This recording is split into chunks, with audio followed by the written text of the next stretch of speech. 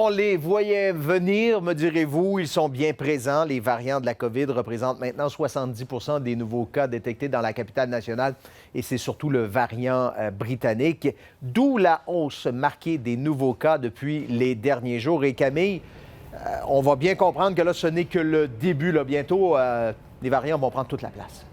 Oui, très bientôt. Et d'ailleurs, par rapport à hier, on note là aujourd'hui une augmentation assez marquée du nombre de variants en capitale nationale. Il y en a 452 au total en date d'aujourd'hui.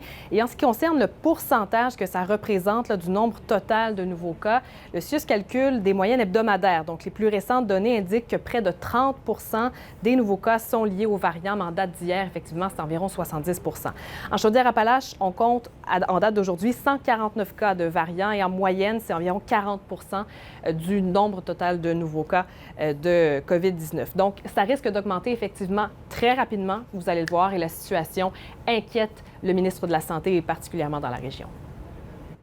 Il n'était encore qu'une lointaine menace il y a quelques semaines à peine, mais les variants se sont multipliés à vitesse grand V au Québec.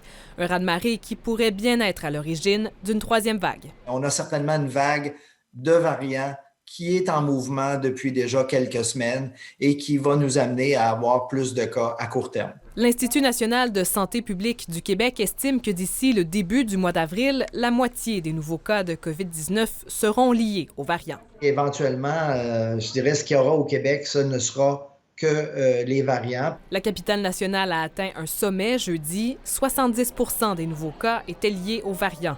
Le ministre de la Santé est préoccupé, mais ce qui le rassure, c'est que le nombre d'hospitalisations continue de diminuer dans la province. On voit que même une augmentation du nombre de cas ne veut pas dire nécessairement une augmentation des hospitalisations. Mais pour combien de temps? Des études tendent à démontrer que les variants sont non seulement plus contagieux, mais ils accroissent aussi les risques de complications, notamment chez les jeunes. J'ai peur que ce soit le modus operandi de la troisième vague, parce que les personnes plus vulnérables ont été vaccinées et on a maintenant un virus plus contagieux chez des personnes plus jeunes, non immunisées. Christian Dubé veut attendre encore un peu avant d'envisager un nouveau resserrement des mesures. Rien n'est exclu, mais je voudrais voir comment ça évolue dans les prochains jours. Je pense que le gouvernement, si le nombre de cas devient trop important, va devoir imposer de nouvelles mesures et évidemment ne pas attendre d'être rendu dans une situation catastrophique. Ni François Legault ni Christian Dubé ne veulent revenir en arrière et décréter de nouvelles fermetures.